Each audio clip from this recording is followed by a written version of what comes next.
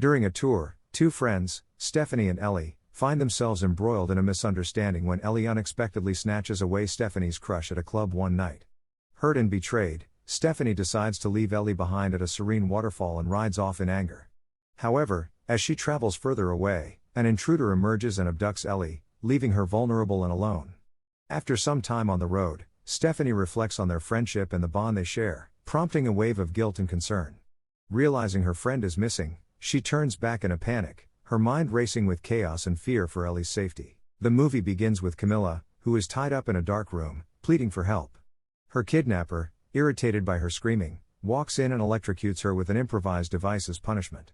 The film then turns to two best friends, Stephanie and Ellie, riding through Argentina's countryside, unaware of a missing person poster with the name Camilla.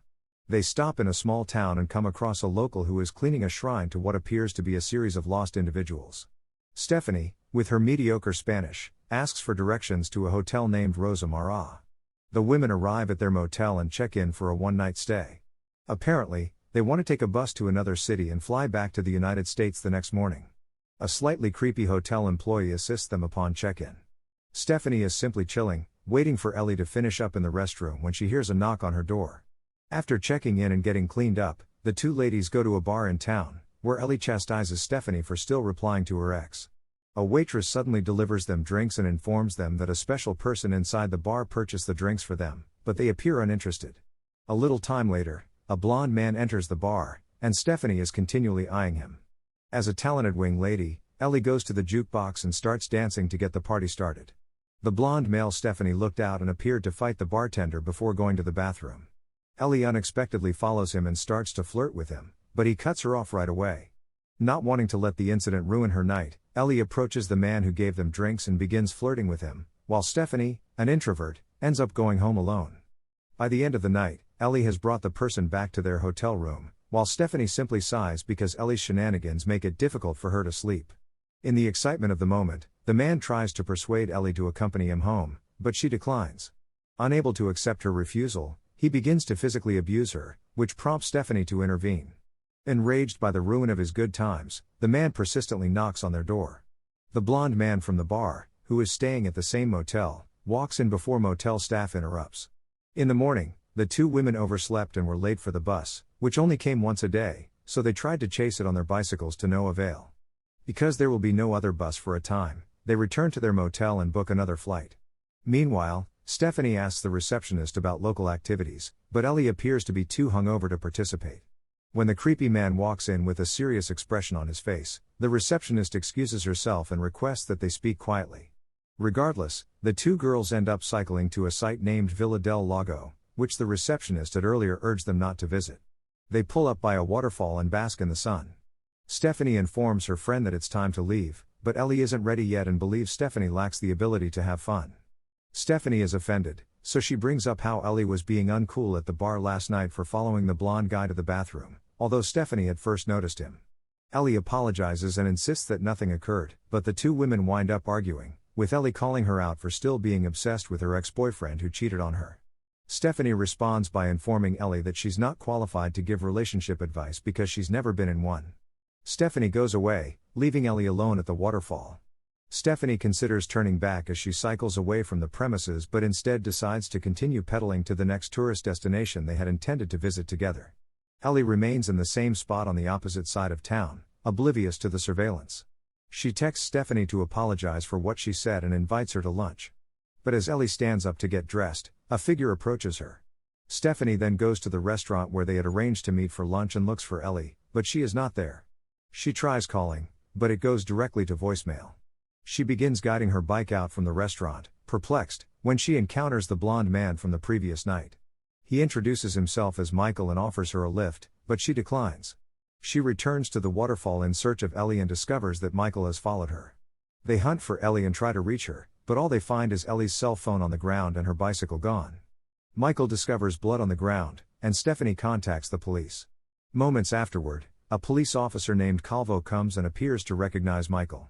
Calvo leads Michael to the station and shows him photos of Ellie.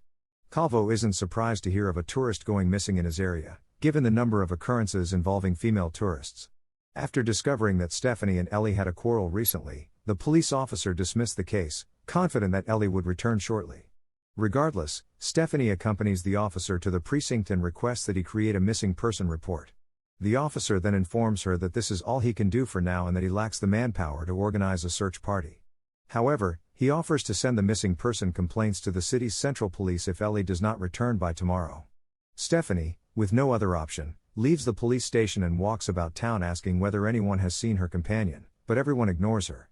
To her amazement, she runs upon Chucho, the man who hooked up with Ellie the previous night. However, he begins running, prompting Stephanie to follow him, only to lose sight of him across a bridge. In despair, Stephanie goes to retrieve her bicycle, only to find it damaged due to tampering with the wheels. The girl walks back to the motel to find Ellie, but she is not there.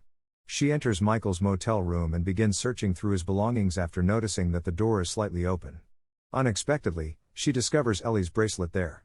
She panics and reports the discovery to the officer, but he dismisses her once more. He promises to question Michael later but doesn't appear to take Stephanie seriously. From a distance, the hotel owner observes and inquires as to what is wrong. She comforts the girl and extends an invitation for her to come inside, all the while the unsettling motel staff hovers nearby. Stephanie notices Chucho riding a motorcycle. To begin her hunt, she decides to follow him in a stolen truck. Stephanie loses sight of Chucho after a long pursuit when he enters a closed location near the end of Argentina. She enters the gates and drives inside what appears to be the crumbling remains of a town. As she begins to explore, she notices someone following her. It turns out to be Michael, who calms her down and assures her that he is not attempting to harm her.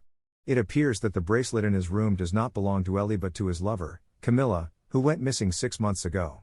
Despite numerous reports of missing women in the area, the police have shown no assistance. So he's been conducting his search. After learning this, the two decide to split up and hunt for clues. Meanwhile, in a hidden corner of town, Ellie awakens and begins coughing in a musty room. Not long after, the officer arrived at the location where Stephanie parked her stolen truck and discovers Michael nearby. We could see that the officer was upset. He wonders where Stephanie is because she is sought for car theft, prompting Michael to criticize the sheriff for looking for a stolen car rather than a missing person. Hearing this, the officer orders Michael to get into the car so he may interview him about the bracelet. Now, Chucho and Ellie find themselves trapped in a room together. With no other choice, Ellie tries to entice him. He succumbs to her seduction, but when she tries to resist, he proceeds to sexually assault her. Fortunately, a phone call from Chucho's boss interrupts them, prompting the man to pause and respond. At the same time, Stephanie discovers Chucho's motorcycle and ventures further. Not long after, she discovers the building where Ellie is being held hostage and proceeds to turn off the generator to catch Chucho's attention.